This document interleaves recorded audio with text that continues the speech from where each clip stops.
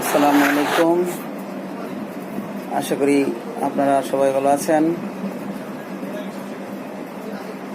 একটু notary public নিয়ে কথা বলতে চাই। অনেকেই অনেক ধরনের কিছু কাগজ নিয়ে আসছেন। কাগজগুলা কিছু সঠিক আছে, কিছু ভুল আছে।